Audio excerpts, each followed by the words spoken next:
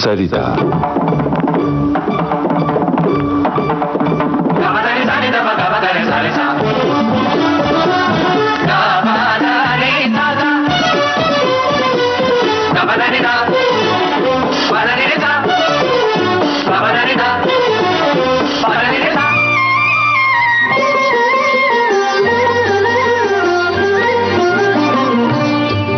बांसुरी के स्वर वितान लीजिए सुनिए। इस श्रृंखला की 10वीं कड़ी आमंत्रित कलाकार हैं सुप्रसिद्ध बांसुरी वादक पंडित रोनू मजूमदार। आपसे बातचीत की है जयंत पात्रिकर ने। संगीत सरिता के सभी सुनने वालों का बहुत बहुत स्वागत है।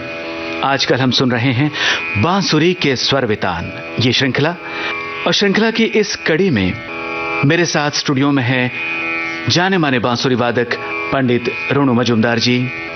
पंडित जी, बांसुरी की बात होती है तो राग पीलू की भी बात होती ही है। जी हाँ, बहुत सी ऐसी बातें हैं, बहुत सी बंदिशें हैं जो बांसुरी पर खास तौर से राग पीलू में जानी जाती है। बांसुरी पर बजाई गई इसलिए ज्यादा परिचित है। और राग पीलू से जुड़ी आपकी कुछ यादें हैं?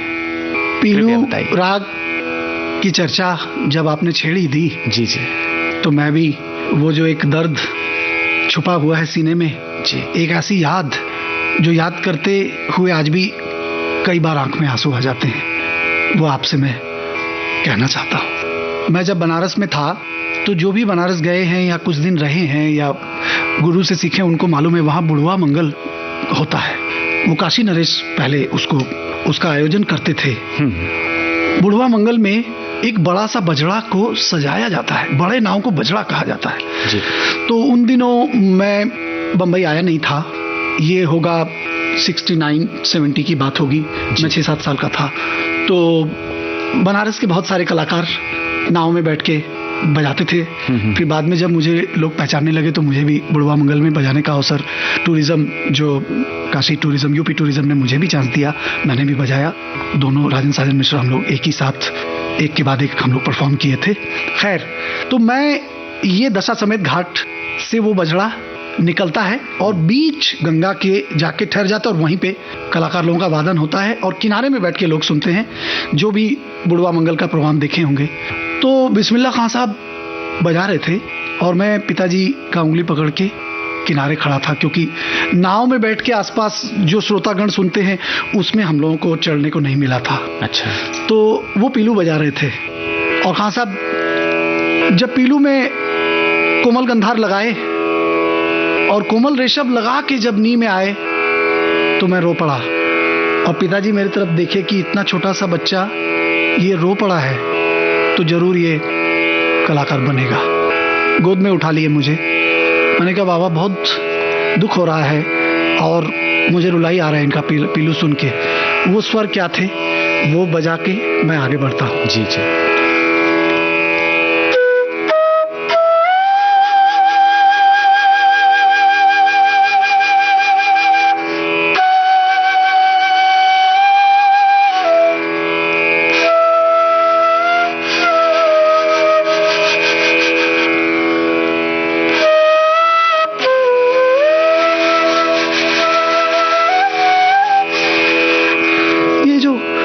गंधार लगाने का अंदाज बहुत रेयरली कोमल ऋषभ आता है पीलू में, वो ऐसे आता है। उस दिन से पीलू से प्यार हो गया। जब भी पीलू बजाता हूँ बिस्मिल्लाह खां साहब की याद जरूर आती है कि ऐसा पीलू क्या मैं बजा पाऊंगा? नहीं, मगर वो प्रसाद जो कान में गूंज रहे हैं हाँ, रुला देते थे खां साहब। और पीलू की बहुत सारी, आज पीलू का चर्चा हुआ है, एक मेरा बहुत प्रिय राग है, इसके बहुत सारे रूप हमारे सामने आते हैं।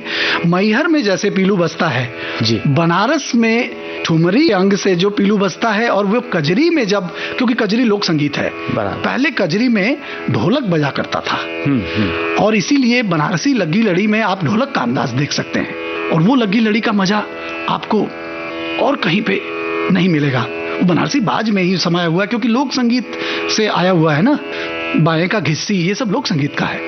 तो आज काली भाई यहाँ मौजूद हैं बनारस घराने के, तो मैं वो अंदाज भी आज छूऊंगा। महादेव प्रसाद मिश्रा जी दद्दा जो थे ठुमरी सम्राट, उनकी एक चीज़ बजाऊंगा। उसके पहले मैं मैहर का एक बंदिश बजाना चाहता हूँ कि मैहर में मध्यम को और कोमल निषाद के साथ कैसे प्रयोग किया जाता है, ये मुझे मेरे घराने के खलीफा उस्ताद आशीष खान साहब ने बैठ के मुझे सिखाया। वो भी यूक्रेन में जब मैं उनके साथ जुगलबंदी बजाने, वो इतने सिंपल है कि मेरे साथ भी जुगलबंदी उन्होंने बजाया। हाँ। एक अपने से छोटे, और उनको हम लोग आशीष दा के नाम से जानते हैं, आशीष दा की तरफ प्यारे हैं वो। और ये बंदिश का क्या बात है देखिए। तो मैं मैहर घराने का एक बंदिश और महादेव गुरु जी ने जो खास इंस्ट्रूमेंटल के लिए, उसके बाद कजरी की धुन जो पॉपुलर बनारस की है, उसको बजा के हम लोग खत्म करेंगे।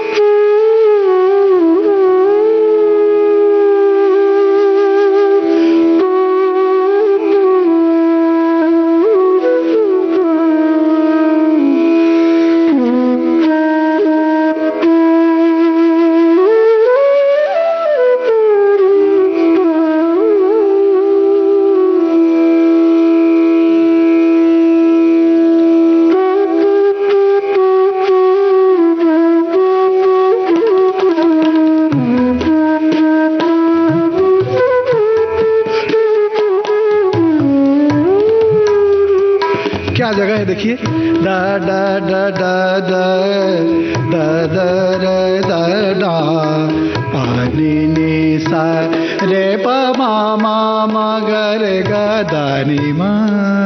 ये मैहर का अंदाज है।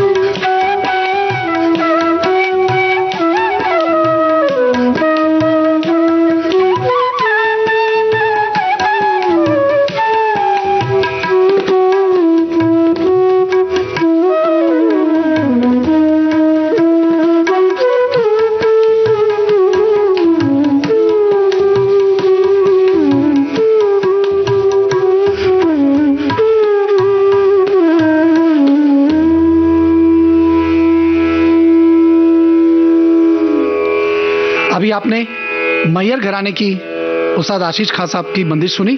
अब ठुमरी सम्राट महादेव गुरुजी की एक चीज सुनिए।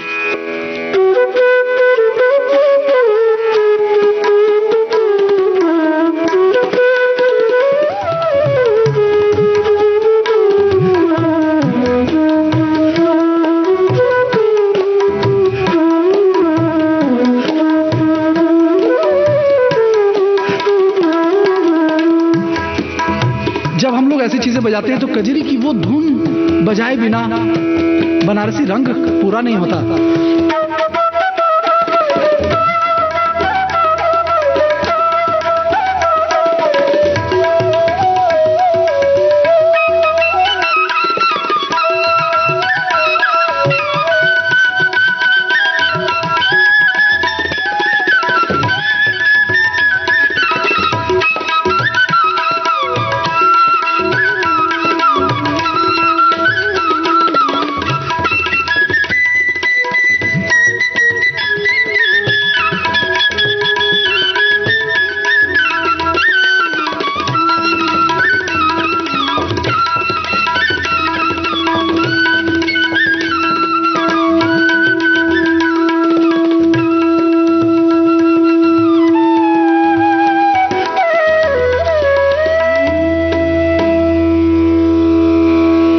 क्या बात है।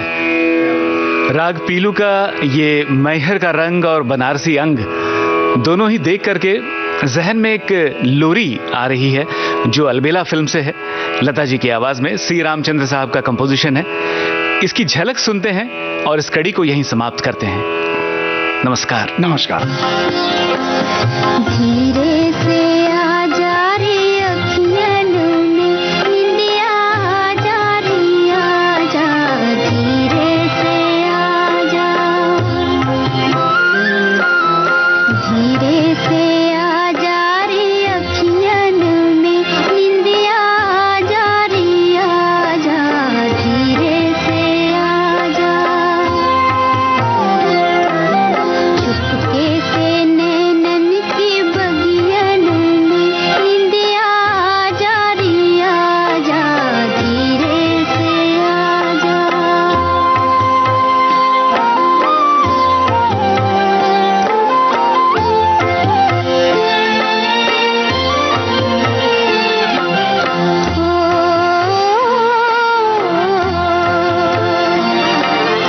लेकर सुहाने सपनों की कलियां, सपनों की कलियां,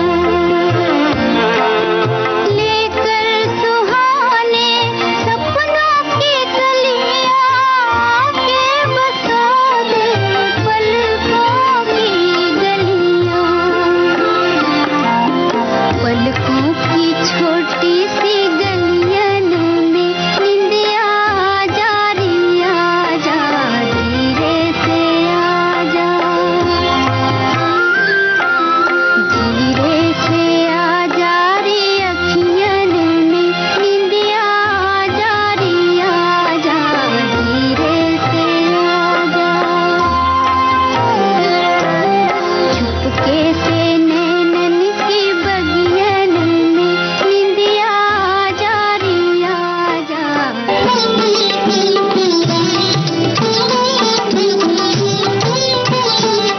बांसुरी के स्वर वेतान आप सुन रहे थे। इस श्रृंखला की 10वीं कड़ी। आमंत्रित कलाकार थे सुप्रसिद्ध बांसुरी वादक पंडित रोनू मजुमदार। आपसे बातचीत की जयंत पात्रिकर ने। विविध भारती के संग्रहालय से प्राप्त इस कार्यक्रम की प्रस्तुतकर्ता मनीषा जैन।